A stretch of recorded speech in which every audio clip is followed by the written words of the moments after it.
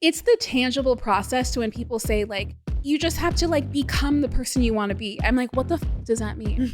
Like actually tangibly. Like I just wake up, I'm like, I'm her. And then nothing changes. It's like, no, what are you avoiding? What is a reoccurring thing? For me, it was a lot of friendships. I would meet the same girl over and over and over again. And the falling out with this person would happen bigger and bigger and bigger and bigger each time. Except it was a different girl every time. And so what is it about me that is attracting these relationships? And then not only that, what do I need to learn about myself? Why do I choose these patterns? And then what do I need to unlearn to choose different patterns and behaviors? And then by that action, I become that girl.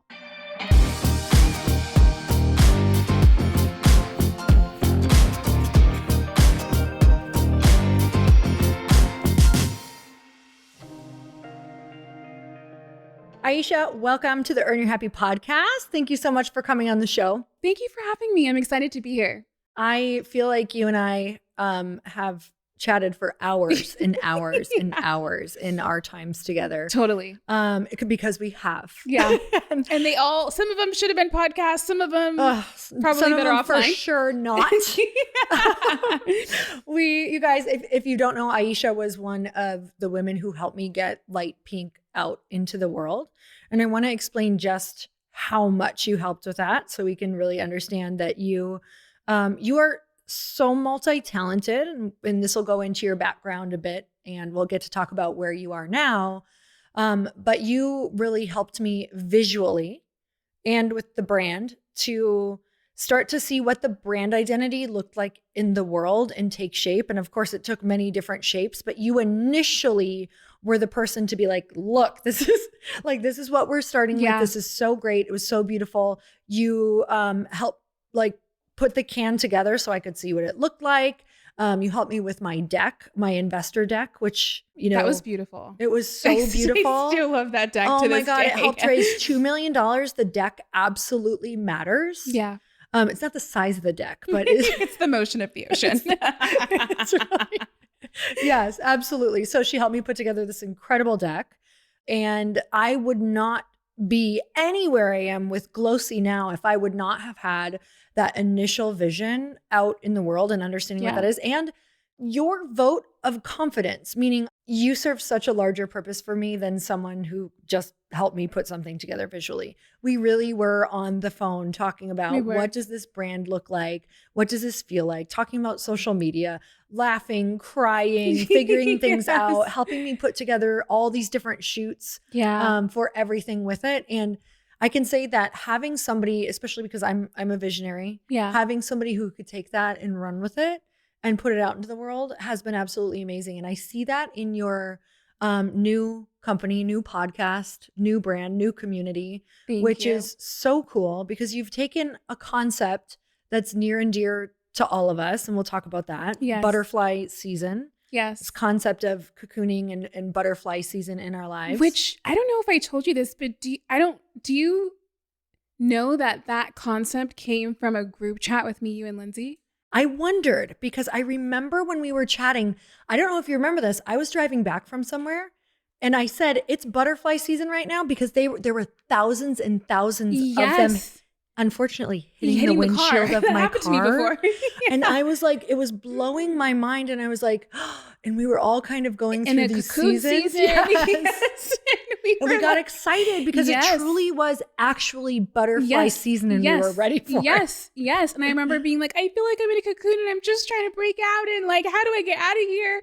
And it was that concept that just stuck with me. I'm like, yeah, I am in like a cocoon right now. Like I am ready for a butterfly season. So that's where like the original seed was planted, literally in that group chat. It's so crazy because I was wondering if that's what happened. I was like, because I think it all started right there. And it was just like this, I think we all felt it when we were talking about it on the group chat. I was like, oh my God, like I was ready to break out because I was in that cocoon season with you. We were kind of in that darker season together. This was like right around the time when you guys started running every day or running like those days. And like, I remember just being like, God, feeling like it was like, is this ever going to happen? Are we ever going to see our wings again? Ever? Are we going to stay these little turds, like in this little seriously? And I'm glad I didn't know how long it was still going to take because I probably would have fucking gave up at that point. Yeah. Oh, I for sure. Right. I'm like, so is this where we all just like Right. get together and eat and drink ourselves into oblivion? Like if what do we do? my future me would be like, buckle up, sis. I'd be like, No, somebody- I already buckled. Like I've already been on this ride for way too I need long. a lifeline. I need a raft. SOS. Yeah. So this is why this message is so important. And I think that's kind of where I want to start is for people to understand that you and we were kind of in these winters. I had a 3-year winter. I am just now coming on of it. I know that yours has co-winters. maybe been a little longer now, yeah. but people think they're short. Oh my gosh, they really do. Yeah. And people not only think that they're short, but people think that it's a season that comes and goes, but you have no control over when it comes or when it goes. It's just like, I'm just in a season right now waiting for it to pass. Like the phrase, this too shall pass. Like I love that because that is true. But it, in my opinion, makes me feel like I'm taking a more passive role than an active role on whether or not it passes. What I learned from it, is it coming again? Why am I even here? Because if you don't realize why you're in your cocoon season in the first place, you will get out. This too shall pass, but you'll be right back in that same ass cocoon, harder this time to get you to really like learn whatever lesson it is. And so that is where this is kind of birthed from, me trying to figure out like, okay, how do I get out of this? How do I get out of this? And taking the wrong route sometimes of just doing exactly what I did before to like finagle my way out of it. And then the right path other times where I'm just like, okay, what is my involvement? What do I need to change? Why do I make these decisions? Why do I have these habits? What is it about me that I need to unlearn, to relearn, to not be in this situation again? Okay, so let's go back to the question. What is butterfly season? Is that the thing that we're always trying to strive for? Like, give me the overhaul of exactly what butterfly season is. Butterfly season in its most simplest form is like the life cycle, right? Everything lives and dies and then lives again. It's just like the seasons of the year. It's like a flower. Like when I remember planting flowers in my garden and like my front of my yard and thinking like, these are so beautiful. Like, look at all these flowers. And then when they died, I'm like, wait, they don't have flowers year round? You're like, I worked really hard to have a flower for 5 minutes and then it's dead. I'm like, fuck, this is not worth it. Right? Anyways, but it's a life cycle. So you have your caterpillar season, which is, in my opinion, a season where you're kind of like unaware. You feel like life is happening to you. Things are happening to you. People are doing things to you. Cocoon season is where you're starting to recognize patterns. It's like when you date the same guy over and over, but it's a different guy every time, but it's literally the exact same guy. Yeah. Or you have the same friendships with the same type of breakups over and over. Like it's these similar patterns, and it doesn't have to even be relationally. It can be in business. It can be in any situation, but you have these same recurring themes happening to you. And you're like, okay, I'm the common denominator in all of these recurring themes. What is it about me that is attracting these people to me? That's cocoon season, because at that point you have awareness and you see a pattern and you have a choice. Do I decide to work on myself, or do I just keep going status quo and hopefully life doesn't catch up to me? So cocoon season is that work. Butterfly season, our tagline is, the beauty is in the transformation. Like the beautiful part is actually cocoon season. And then butterfly season is the fruits of your labor. So it is reaping what you sow from the better decisions that you made. You're no longer making unhealthy coping mechanism choices. You're making healthier choices. And because of that, you have a different outcome. It's like, it's the tangible process to when people say like, you just have to like become the person you want to be. I'm like, what the fuck does that mean? Like actually tangibly. Like I just wake up, I'm like, I'm her. And then nothing changes. It's like, no, what are you avoiding? Or what is a reoccurring thing? For me, it was a lot of friendships. I would meet the same girl over and over and over again. And the falling out with this person would happen bigger and bigger and bigger and bigger each time. Except it was a different girl every time. And so what is it about me that is attracting these relationships? And then not only that, what do I need to learn about myself? Why do I choose these patterns, behaviors? And then what do I need to unlearn to choose different patterns and behaviors? And then by that action, I become that girl. So it's a way of changing your reality, but like actually doing it, not just trying to think your way through it, because the tools that you have now are not going to be the tools that are going to get you out of the situation. Okay. I'm thinking, let's share some of our cocoon patterns. Ooh. So I will share mine, Okay. then you show me yours. I will. We can. Okay. This is like butt naked part of the podcast. Yeah. I'll show more than my butt cheek too. Okay. So I'm thinking back to this last one, which I've never had one for 3 years. Yeah. I've had them for like 6 months. 3 years is a long time. 3 months, 6 months. I've always and maybe even less than that. Yeah. And I also want to say, don't get scared. You may not have a 3-year one. Right. Some people don't ever. Right. Like some people have a 10-year one. So some people have a lifelong one. And by the way, on the other side of it, like there's so much richness. And I get that some days you don't want to wake up and you don't even know how you're going to keep going some days. That's how cocoon season can actually feel once in a while. Like, totally. What is the purpose of life? Why am I here? I don't even know if I matter. Right. It's a lot of those questions that start coming up. It can be really dark. But within this last one, my life was real great. It looked amazing on the outside. In fact, it was like even amazing on the inside. And that made me feel even worse. Right. But what it was trying to show me was, now that I can say it because I couldn't figure it out in it, I eternally have a pattern of giving my power away to people that I think are smarter than me. And it just kept happening during this season. And it kept throwing me off from my ultimate mission. And in order to get to my ultimate destiny and mission, I can't give away my power and decisions to people who I think are experts. Now, can I ask you a question? This is your podcast. I have a question though. I'm like, are you kidding? Do you know this? I'm like, yes, actually. Okay. So I have a word of the year every year. And it's usually, I literally dream about it the night before, January 1. Like for the past 3 years, I've dreamt about the word. So last year was self, like with the capital S, like your subconscious self, learning about yourself, then unlearning to relearn to be like what I just told you, right? A better person. Yeah. The person you want to be. This year is power. And at the beginning of last year when I chose self, I had no idea like what that actually meant until I went through the whole year and was like, oh yeah, fucking self kicked my ass. I understand it. Yeah. Right. And so this year's power. And I am understanding what it means to give my power away in certain circumstances. So I'm curious, what did that actually mean? Because a lot of people will be like, take your power back. And I'm like, I don't know, what the fuck does that mean? Am I grabbing something from somebody and putting it on my lap? What did that mean to give it away? And then what did it mean to take it back?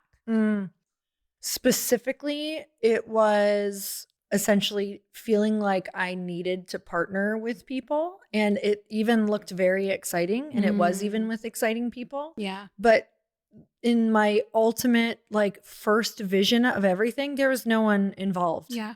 But I painted a picture of needing people involved because, in all honesty, I felt too afraid and like it was too much risk and too much to hold with me having to be the final decision maker on everything.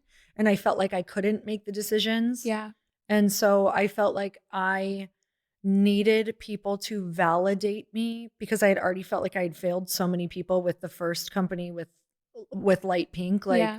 And of course, looking back at it, we were during a pandemic. Every lost their margins that could be this. against you was against you. But I blamed myself. Yeah. Because I was like, oh, this must be me. Yeah. So now I need to get somebody who's done this before to win back the validation of the people in my circle to be like, oh, you don't have to worry. We have professionals on board now who are going to help me make these decisions. Right. When I've never been that way. But I got rocked so hard by that experience and that failure that I didn't trust myself anymore to make decisions. Yeah. So I made it I pitched myself that, no, this is like so fun. Of course you want this, even when there were so many red flags around, not around the people, around us energetically working together, that I was willing to sacrifice everything that I knew and everything I was good at and my intuition. Like I ignored the shit out of it to the point where my husband was even like, what's happening? By the way, not bad people, incredible humans, but just not meant to all work together. Right. And so it's crazy to think that I was just like, yes, I am afraid for this risk to be on me because I think that I I'm a failure, like in certain things, in this bigger thing. Could I do these smaller things? Yes. But now that the big vision is in front of me, right. I don't trust me that I can carry that out. Yeah.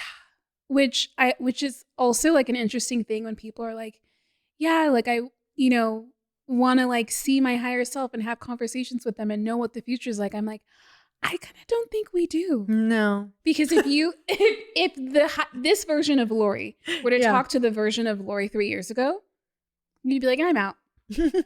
And for those reasons, I'm out. There's a lot of reward that comes with high risk, but there's also a lot of refinement in who you are when you are doing something really big, which is the refinement of cocoon season.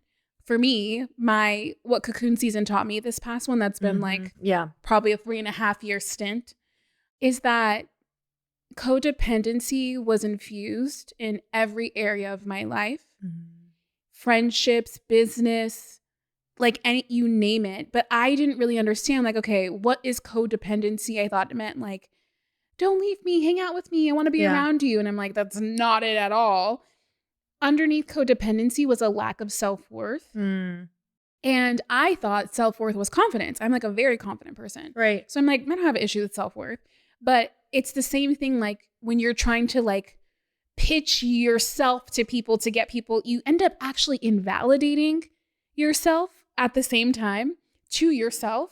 And what it was at the core of it, which was my mom wasn't at a lot of my games or cheer competitions or anything. And the only way I can get the validation from her is if I outperformed everyone in the room to then have a parent then tell my mom how good I was. Interesting. And so that process layered over time and refined with my brain was like, if I'm the best in every room, then I don't have to worry about what people's perception of me is, or I don't have to worry about trying to pitch myself to get the validation, because if you and I share a common belief of something that's great, so think Forbes 30 under 30, I don't have to go in a room and ask anyone if they feel like that's an esteemed thing to have. There's a few people that think it's like a dumb list thing, but there's a large part of the community that thinks that's great. But don't. They think it's the best thing ever. Right. And so if I have that, then now I don't have to worry about whether or not you think I am great, because I'm holding all of my worth in what I think that you think of me. And that's such a moving target, because whatever you have energetically, you will always just see. So if I feel like you don't like me, I will only see things that you do that point back to you not liking me, even if that's not true. And so what cocoon season taught me is that I hold that in relationships. Even in my marriage, when it came to having children, I had so much resistance around having kids and I could not figure out what it was. But it was because I felt like 3 was a crowd. Like if there was another person, I'm loved less when there's 3 people in a room. And if we're bringing another party into this family of 2, then my husband would love me less. So it's like, that's what cocoon season revealed to me. And it's hard because once you see it, you can't unsee it. And that's when you have the choice on whether or not you're going to choose the hard route and do the work or avoid it. And hopefully life doesn't kick you in the ass in another area to get you to actually address it. What's interesting is when I was in it, I couldn't tell that was the lesson. Right. Like I started to figure that out and did get a major answer at the end. Right. So I'm curious to hear, like, when did that lesson come through? Because I mean, it was like 3 years of an ass kicking. And then all of a sudden, and I can't say that was the theme all throughout either, but that definitely was the one that carried through. Like the central. At the end, that I think was the ultimate reason why the ultimate reason why I started Light Pink, why it failed, why I needed the 54 investors to ultimately disappoint, to then turn the ship, to then know that I was always ultimately in control of everything from start to finish. Yeah. But we don't get to like see that all the way through. So how are you like embracing that season, and especially for another one in the future, which I actually think once you've gone through a bad one, I don't think you're going to go through, and I just don't think you are going to go through another bad one. Harmony in the universe works, right? It's like really bad, then really good. Like everything has to even itself out. Yeah. So I'm hopeful for that. Yeah. I feel like I'm on the other side. Like I feel like the worst of it has happened. Like I can't imagine things getting worse. But for me, there was a central theme throughout. For sure, I knew it was codependency, but I couldn't quite understand it. The thing is, I think to your point, it's like once you see it in one area and you start to build skills around understanding it, then you start to issue spot it in a bunch of other areas. And then you see in other people and then you're like, oh my God, everyone's losing their power. Everyone's codependent, right? And which is why even I asked you about the power word, because I'm like, that's the word that I'm seeing now. That's what I've been working on now. But for me, I messed up a few times, meaning I chose my like autopilot behavior. So I had this marketing agency, which is the firm that helped you with Light Pink. And that was like a codependent relationship in business. And that ended up having a falling out. And instead of doing the work, I didn't really know what work to do at the time, to be fair. I attached my worth to another thing, which was my jewelry brand. So what a different decision would have looked like, a more aligned decision would have been figure out like this whole self-worth piece, because then I could make a decision on business life. It really ended up pointing me to my purpose, but I would have been able to make a more informed decision on how to move forward. But because I was lacking in so much self-worth and I had nothing to tie my worth to in business, I created another shiny object. And then I went through a whole year of that and wondering why like there was a roadblock in every area. Like there's a red flag in every area. And as an entrepreneur, like push through or do this, or if there's no here, you get around it. And it's so interesting because yes, that all of that is true, but I definitely feel like there's an energetic thing that will block every single thing if you should not be doing it. And then the question becomes, how do you discern if you should push harder or fall back? This is so both of us. Yes. That was the question. How do I know to push harder or fall back? And I mean, that is when you are in that season and something is trying to come through to you, it's really interesting because it will disguise itself too, especially if you're a high achiever. And it will be the most confusing thing you experience because 100%. you can pitch when you're in personal development too, we can pitch ourselves however we want. However. Yeah, you can be like, oh, this is all a part of it. We can read more books about how it's a part of it. And we can be like, yes, we need to keep going. And you assign all of this meaning to it to continue to validate your deepest insecurity because we're not ready to address it yet, which is also the beautiful part of it. Like that sounds bad, but I'm like, I needed to actually go through 3 iterations, 3 years of this same thing to, I don't know about completely eradicate, but get to a point that ultimately ended up pointing me to my purpose. So for that, I'm like, okay, the wait was worth it, right? Like for something so big, this wait makes sense. But there is like the embarrassment, the shame, oh God, you name it, especially for somebody like me where perception is the biggest wound for me. Right? Like the perception of how I look determined whether or not I was worthy of love for my mom. So if we take that same formula, it's the same thing. The perception of how it looked to shut down an agency determined in my mind whether or not I was worthy of love. The perception of not having a business after that determined whether I was worthy of love. The perception of having a new shiny object business and that looking great determined whether I was worthy of love. So this whole perception piece, which is really just in my head or what I think you think or what anyone thinks, is keeping me in my own prison. And what I could do instead is, okay, if perception's a big thing, let's explore that compassionately to like close that loop so I'm no longer taking action based off of perception. So good. And it's crazy. And I do this too, but like perception is your biggest thing, like your biggest fear. And your agency was an agency that created perception for other people. Yes. That's why I'm so good at it. Are you kidding? Yes, I'm a fucking wizard at perception. Exactly. I make everyone's perception look great. Yeah. If I need help on something, I'm like, okay, I'm going to probably call Aisha first. Yes. Like I need people to perceive me as hot at this event. Okay. Yes. I don't feel this way, but you make me cool. That's what if you want to know what she does, she makes people cool. She's a queen maker, everyone. A queen maker. A queen maker. Yeah. Well, and that's the interesting part too. So I feel like a study could be done on entrepreneurship because I feel like a lot of entrepreneurs have dealt with a lot of trauma, and the resiliency that you had to build during the trauma ends up being the resiliency that overflows into business. And I feel like there's a correlation with your deepest wound and like the business that you choose. Absolutely. 1,000,000%. I mean, I chose a business all about connecting women in friendships, and it was my biggest wound. Yep. I actually remember being on stage at the Bliss Project, and it was when it was really starting to like gain speed, and there was 500 women in the room, and they were all, I put them in a breakout, like a facilitated breakout, and I looked around the room, and they were like, the volunteers were running around with tissues, and they were hugging and crying and laughing, and some people were standing, and like, it was the most beautiful scene I've ever seen of women connecting. Yeah. And I was like, I don't create that for myself. I avoid it. I'm up here because that actually scares the shit out of me. And I don't want to be in that group, even though that's exactly what I want. Yep. It was so fucked up, this experience. Yeah. And like, I was actually lonely on a stage with 500 women in a room watching them all connect and cry. And I was like, whoa, way to do this to yourself, you weirdo. We all do it. We all do it. You have this like wound, and then you build your whole life around it, trying to protect it. And anything that challenges that idea or that belief, your whole world crumbles after that because you're not dealing with it.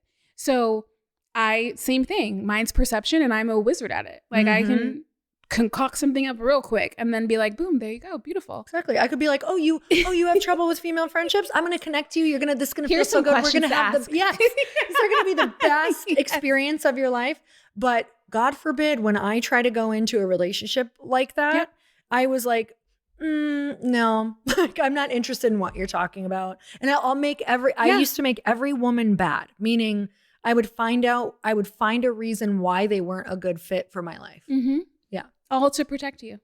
Totally. And so on the other side of that, in butterfly season in the podcast, we talk about specifically how you can use the cues of your life, because we don't know. Like I can look at other people's things and sometimes I can see a really clear pattern and then point to what that's leading to. But sometimes when it's yourself, you're like, I don't know what mine is, right? No. And so the tools and the types of questions to ask to point you to where your transformation begins is all butterfly season is at the end of the day. So if you follow me, you guys know that I love fashion and things in the home. That's why I'm so excited about Quince. And if you're shifting your wardrobe like I am right now from summer to fall, it's always a bit of a challenge. And I love high quality items. And I also don't want to blow my budget because I love new things often. I'm so sorry. You guys, Quince has things like cashmere sweaters from $50, pants for every occasion, washable silk tops, and so much more. And the best part is all Quince items are priced 50 to 80% less than other brands because they partner directly with top factories. So Quince cuts the cost of the middleman, and they only work with factories that use ethical and responsible manufacturing practices. I just got their bed sheets, and I have to tell you, I love how freaking soft they are and how cool they keep me at night. So make switching seasons a breeze with Quince high quality closet essentials. Go to quince.com/earn for free shipping on your order and 365-day returns. That's Quince, QUINCE.com/earn to get free shipping and 365-day returns. Quince.com/earn. Hey, podcast lovers, I'm going to tell you about another podcast. Starting a business can feel really hard, and growing a business can be even harder. Like, how do you talk about your products without sounding salesy? How can you maintain the quality of your products as you scale? And how do you know if you're actually ready for the next step?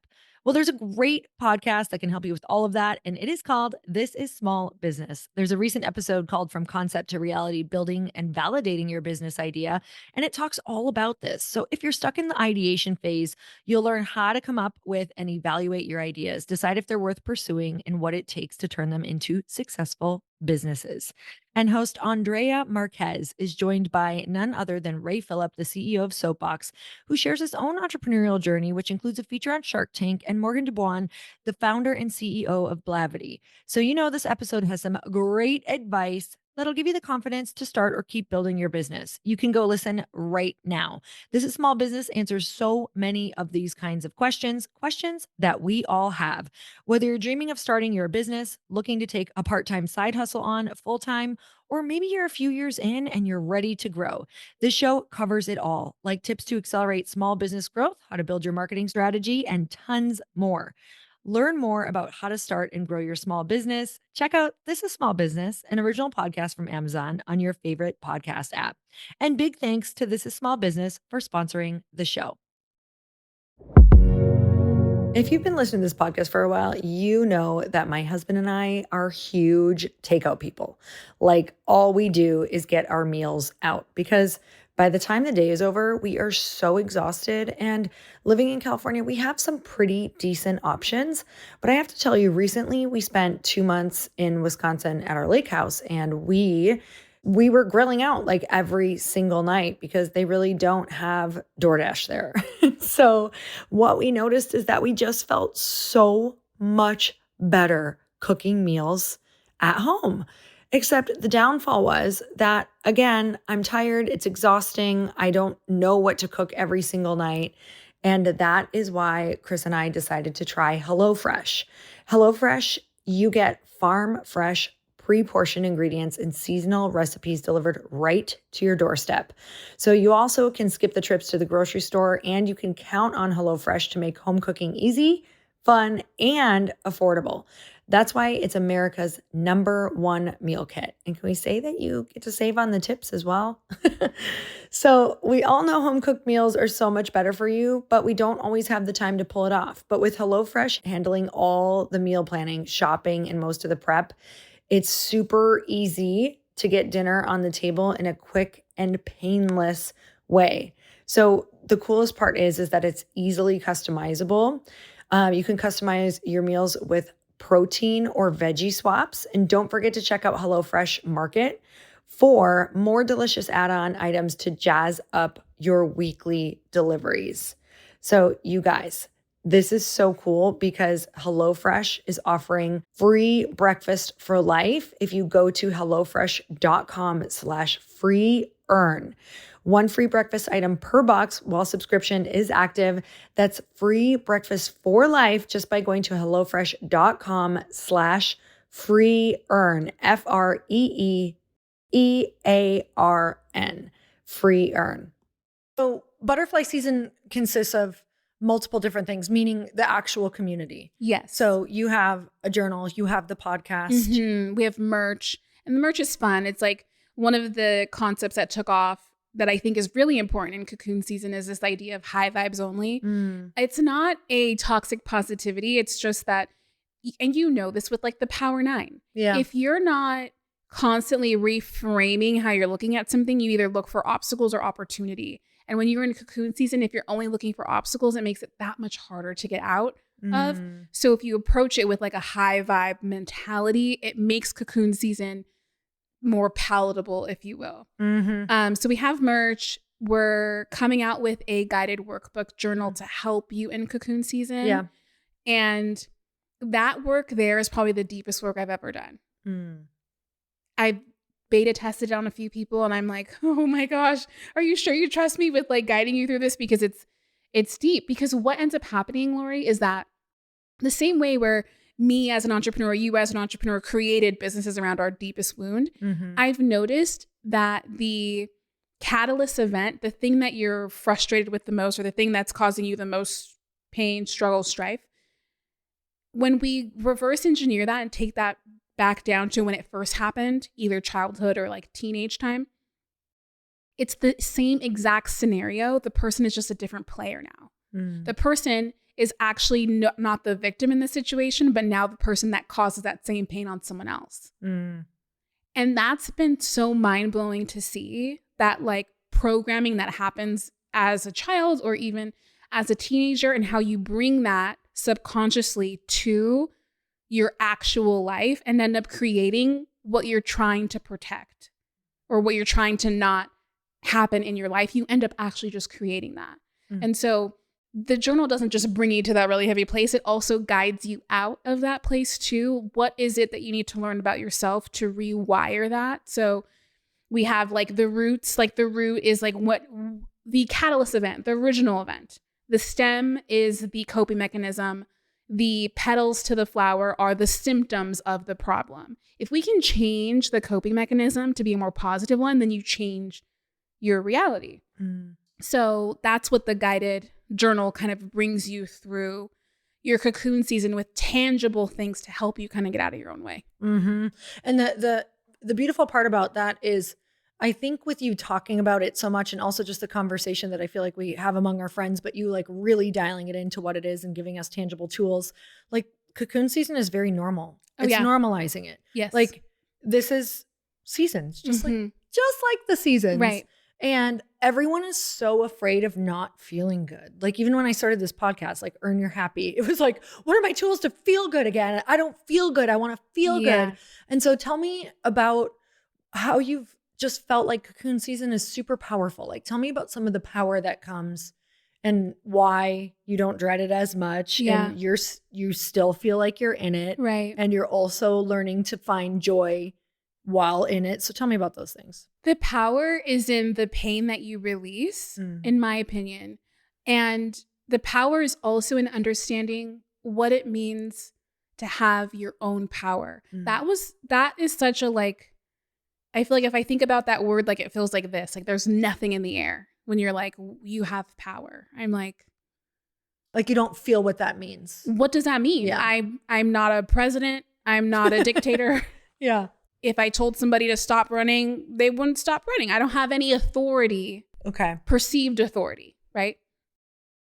But power for me, what I learned was that I give my power away by thinking that something else or someone else is going to save me. So here's like a real actual example with like a powerful dream that came with it.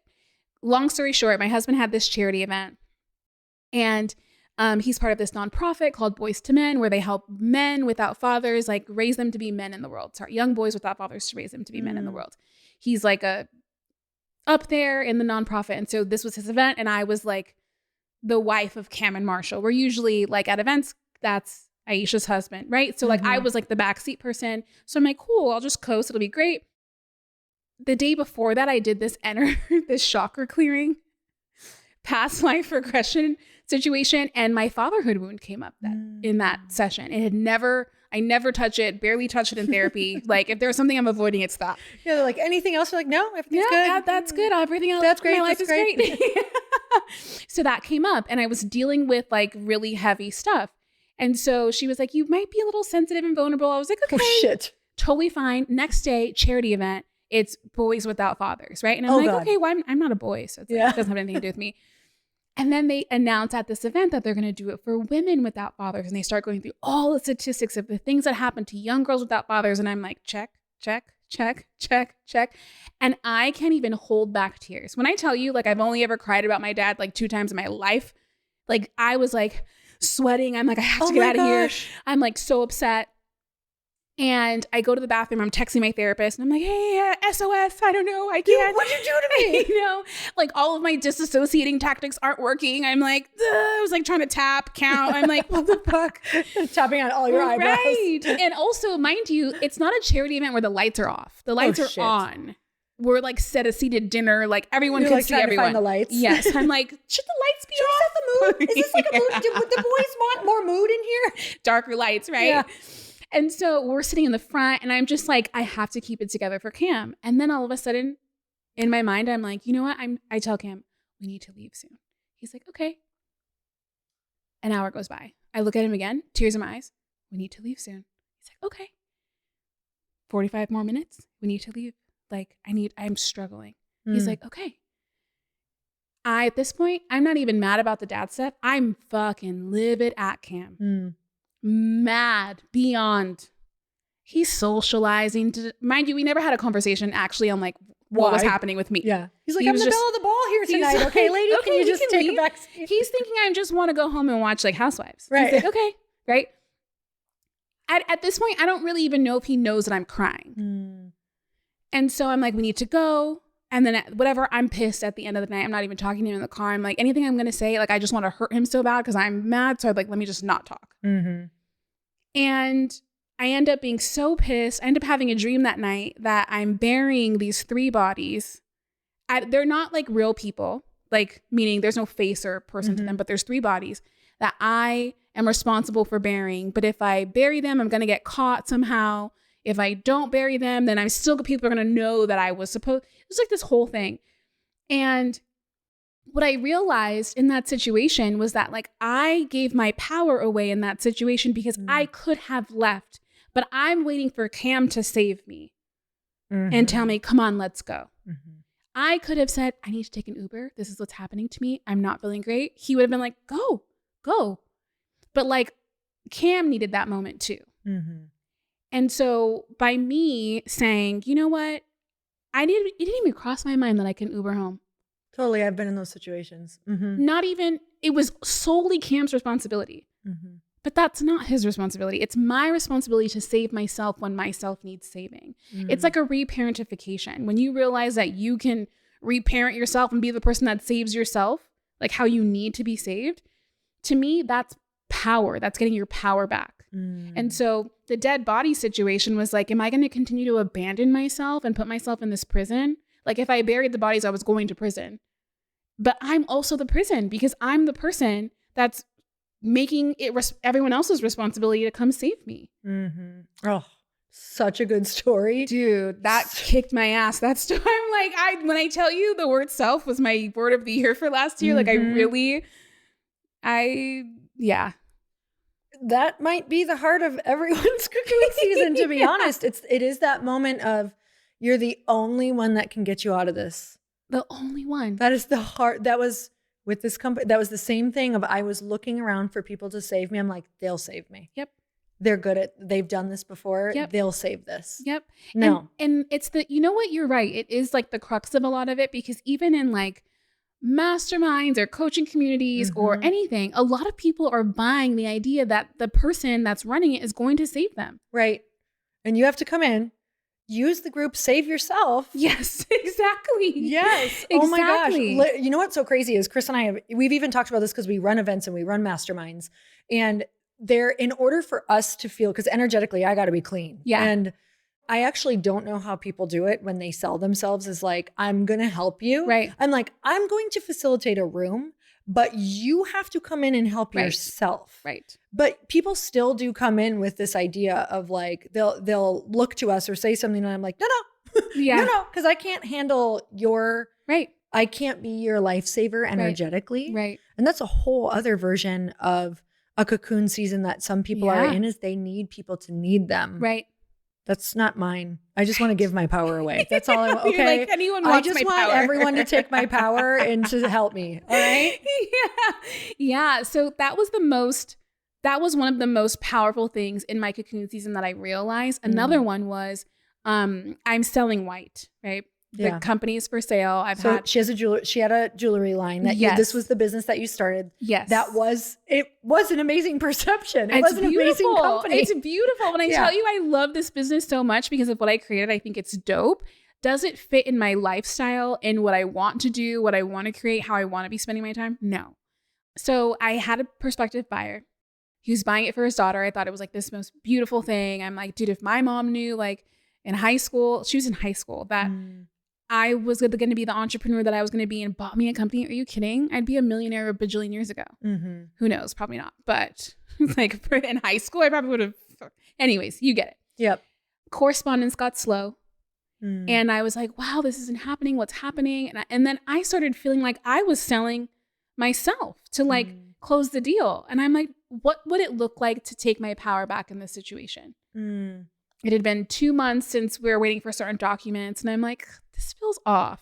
Right. Power back looked like setting a deadline, letting him know, hey, if we can't do it by this date and there's no requested extension, then I'm going to have to move forward. Like this has been a 3-month thing. Like it shouldn't take this long. And it's funny because when you take your power back, it doesn't actually feel like you're winning. No. Because you think that winning is with the power in their hands. Yeah, definitely. And so the deal fell through because I put a deadline. And I was like, the universe should have my back. Like this just feels like I'm trying to get my power back and I just closed a deal on a 6-figure payout. Like, all of these things. And I was so upset and so frustrated. And then a week later, a new buyer comes. He's like, hey, my girlfriend's really interested in buying this. And like fast responder, very communicative, all of the things. And I'm like, I am the prize. You are the prize. We are the prize. I have the power in this situation. I don't have to give it away. Right. So that's my most recent lesson in cocoon season in practice, trying to not trying, taking my power back when I've given it away. Yeah, I just want you to go there a little bit more. Can you share other experiences about what that's felt like, whether it's been, because you did run an amazing company before White as well. Mm-hmm. Did you have moments where you've had to send the emails or break partnerships or do things that didn't feel good but were better for you and got your power back? What does that look like? Even just shutting down my agency. Mm-hmm.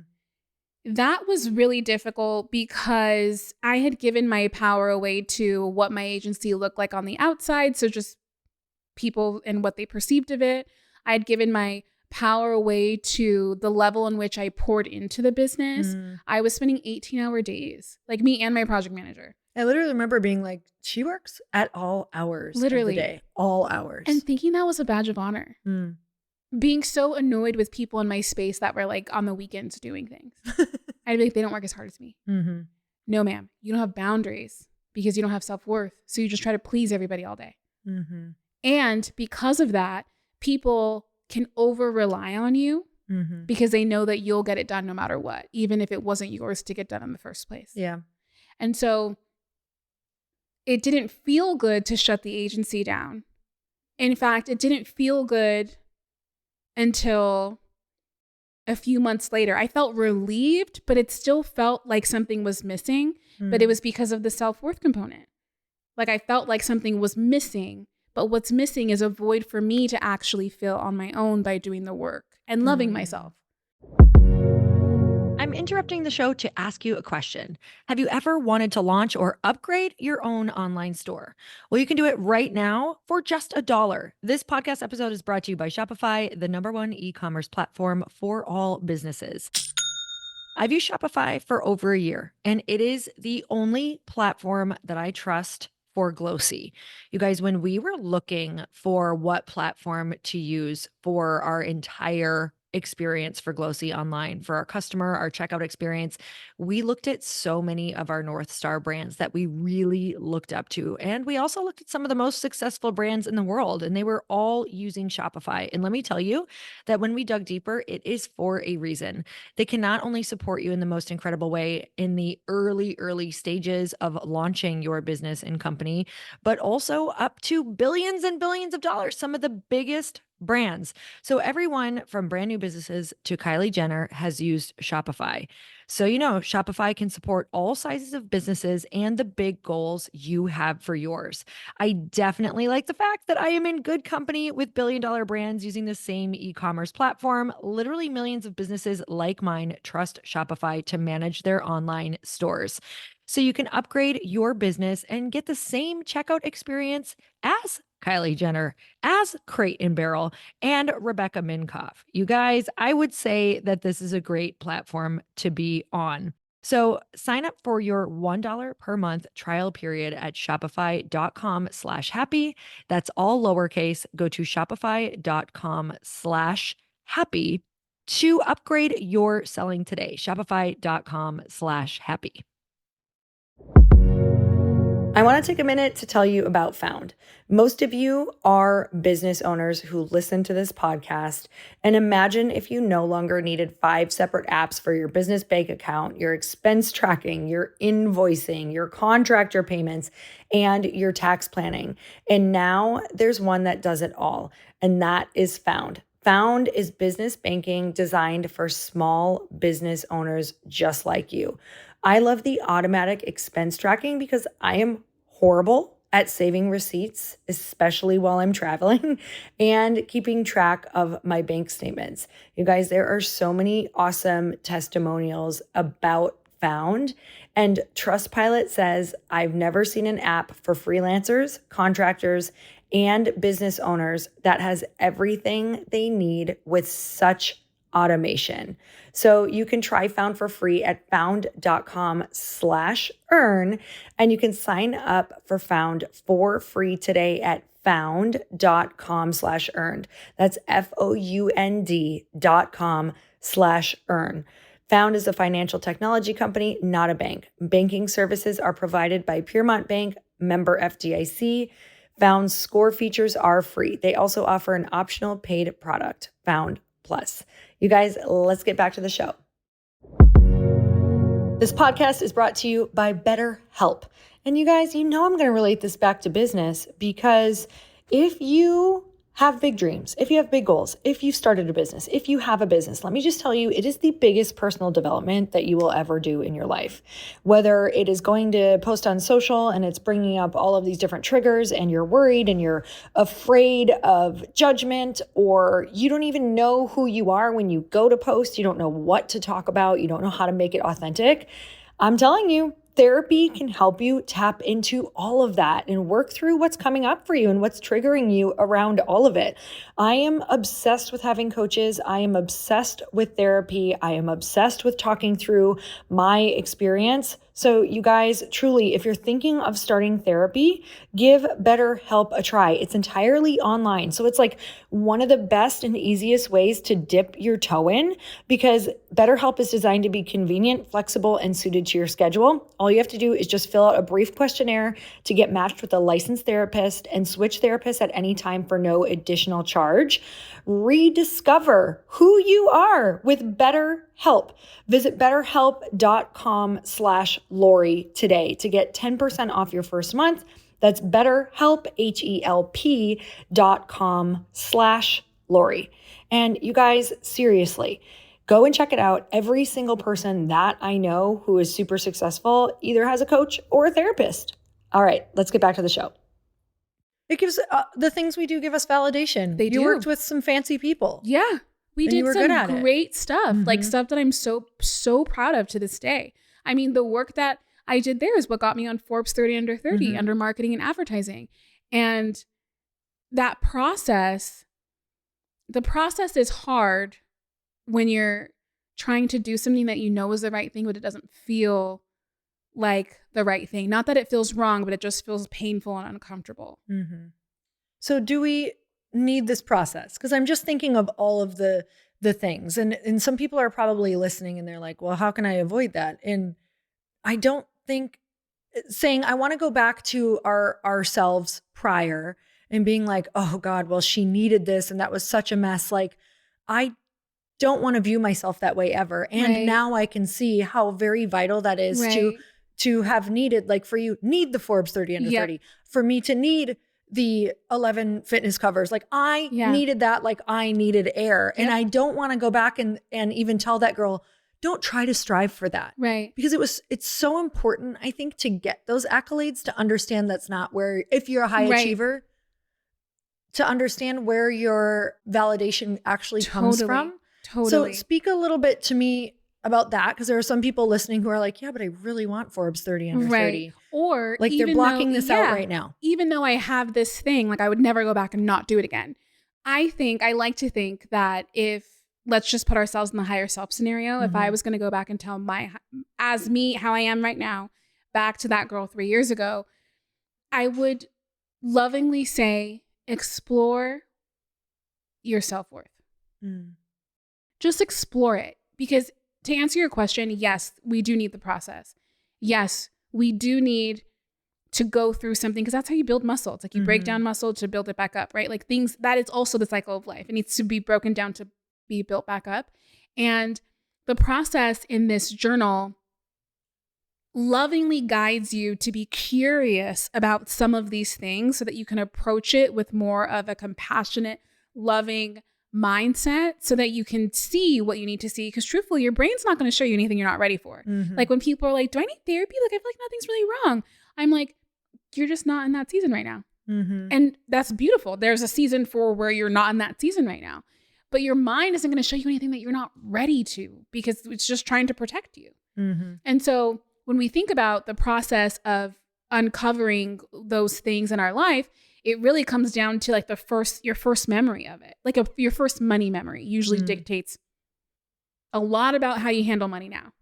My first memory of like my mom not being around dictated every single thing in my life. So if we can get back to when that first happened, you can usually identify the driver behind your coping mechanism. And if you can identify that driver, you identify the coping mechanism, then we can choose a healthier coping mechanism. And so the journal will take you through the whole process so that you can at least see on a roadmap of what you're working with tangibly. And then from there, you have the option to choose next time you're in that situation. Because the only time we're able to like refine or build is in actual life circumstances. We can't just like really upgrade the programming. It's why like for me, like with like breath work or sound healing and stuff like that, I'm like, you can't just breathe your way through it and it be done. We need the reps. You have to integrate. You have to integrate, and you have to know what are the actual steps for integration. What does that look like? You can't just positive mindset your way through your patterns that have been ingrained in your life for 32 years. That's just like not how that works. So the butterfly season journal is something that you came up with while navigating your cocoon season and being like, what are the questions and the prompts that can help me get through this? Because there, like you said, there is so much underlying going on. So and much. I am a professional at being like, oh, this is what this is. Right. You intellectualize your way through something, and because you know it, a lot of people will not address it because you know, especially when you're super aware. But yes, so the journal will guide you through all of that. It guides you out of it. So we'll guide you through your caterpillar season where you're kind of like unsure, especially if you don't know what you don't know. Then we guide you through cocoon season, what that looks like, those questions. And then we guide you through butterfly season, which is like a refinement, the fruits of the labor of like what you did in cocoon season.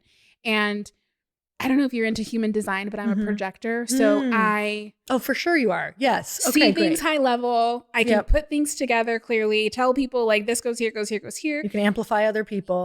Other people. And that's how I see things in my mind. It was hard for me to make sense of what was going on in my brain because I couldn't understand it. I would have to put formulas around it, like word math, I would call it, to really understand what was happening, the through line. So I just use that same word math that I was using in my therapy to like help my therapist understand what was going on in my mind, and then reverse engineer that into a guided journal. It's literally, it's like the most creative thing I've ever done.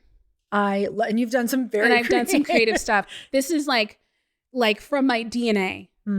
Like, so I'm really excited about it. I'm so excited for you. Thank you. Yeah, I'm so excited for all the people who are going to do it too. Yes. So how can we get it? Where can we find you? You can find it on butterflyseason.com, or it's butterfly season on Instagram, and season is SZN. Yes, SZN. Yes. Or at my Instagram, Aisha, AISHA. Go check it out. It is, I mean, just go get inspired by the branding and all of the things. It's so fun. Yeah. Now you have both. You've got the foundation I know. and the front end. You've got the perception and you've got the back end dialed in, which is so cool. Yes. Oh, feels good, right? Yes, it really does, honestly. Yeah. And it's easy to get stuck back in like those traps of like perception. And I'm like, okay, hold on. Why am I doing this? Why am I doing this? And then just being like, you don't like reparenting myself. It's so good. I mean, just that question of why, like literally, why am I doing this? Because you are, with every decision we make, it's not a business decision or like ooh, this sounds fun. You are setting up a life, a day-to-day life. Yes. And you're either creating a prison of inauthenticity and like the energy is not there if it's not built for the right reason. And like, I guess when I say that, what is the right reason? I think the right reason is a reason that's in alignment with your purpose. And that doesn't mean that your purpose has to be in relation to business, or a reason that's in alignment with love. That's the right reason. Now, me signing up for Forbes, they had this like council thing. I had zero desire to be on it, but I knew that accolade would make me look good. So I applied. Why am I doing this? The wrong reason. Right. But if I signed up for that board seat because I was truly passionate about X, Y, or Z, that would be the right reason. It's in alignment with like my passion or my purpose. I think gut checking and being honest with yourself, or even a friend that knows you really well that you could be honest with, and you're asking, why am I doing this? Why am I joining this group? Why am I hanging out with these people? Why are you energetically plugging yourself into these things? What are you thinking that you're going to get on the back end? I feel like are great questions to ask. That's a whole other podcast. Because I'm like, but wait, what if we need it for perception for a little bit and we know it and we're just dabbling in it? And then and I think that's great. Yeah. I understand. It does give me answers. It does. It's honest answers. It does. It's honest answers. I think the power of perception is huge. Even though I know that I think it might be perception for the wrong reasons. But if you have, like, if we're talking about this from a marketing standpoint, a right reason from a marketing standpoint might look like, I know that if this is tough. Okay, I'm just going to say what I'm thinking. Yeah. I know that if I'm in this room and I'm rubbing elbows with these people and people see that perception will get me more opportunities.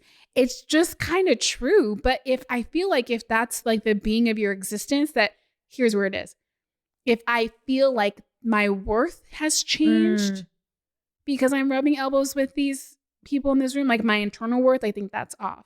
But if you know from a marketing strategy, if I'm in this room, I know that I'll be on other people's radar and that'll just further what I'm doing. But if it's internalized, I think that's where the issue is.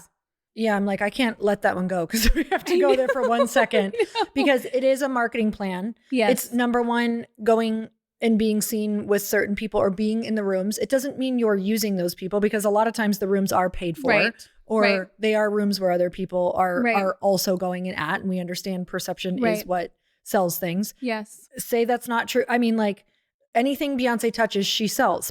There's a perception around her. There's a perception that, you know, whatever she does is going. It's why you to pay work. for It's PR. Popular. Exactly. It's why you do influencers. It's Correct. why you do a lot of it. I mean, it is truly marketing. And I think that the next level of it where it's wrong is an internalization of that perception.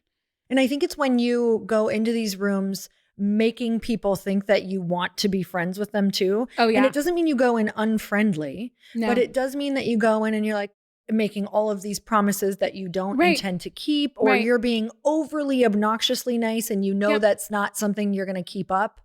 And I think that there is, you know, now when I go into these like networking type rooms, I go in with an intention and a very clear stated intention to those people. Which is huge because remember a second ago how I was saying whatever you think is whatever you ends up coming out. Mm-hmm. So for people who like want to be saved or want to take advantage, you usually end up attracting somebody that will take advantage of them.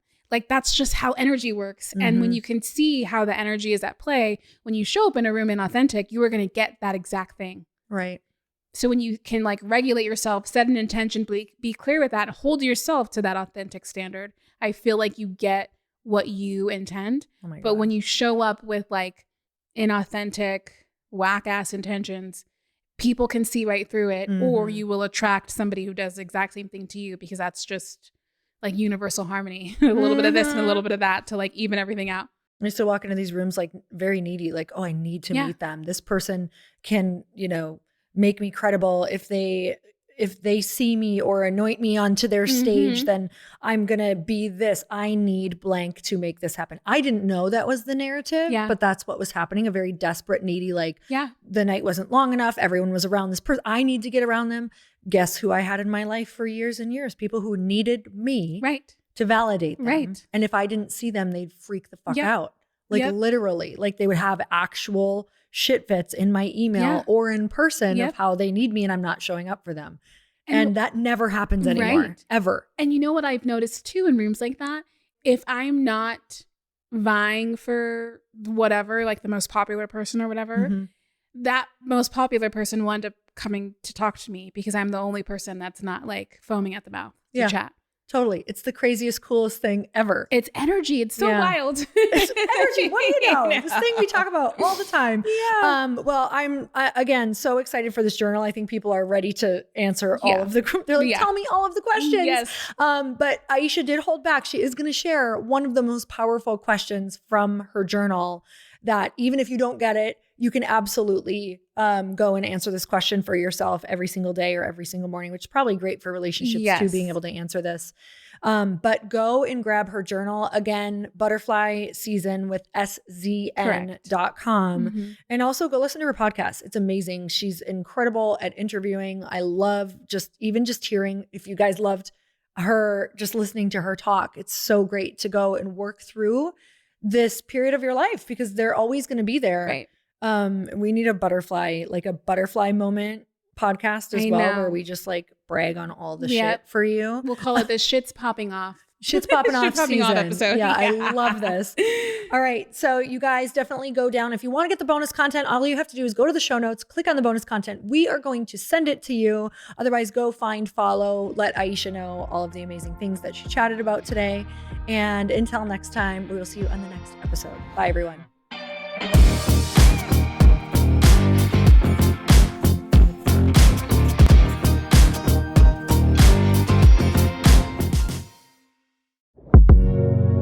Okay, so you guys know that I am a podcast junkie. It's how I changed my life in the beginning, especially when you don't have cash. So how would you like to learn from the #1 sales funnel expert on the planet?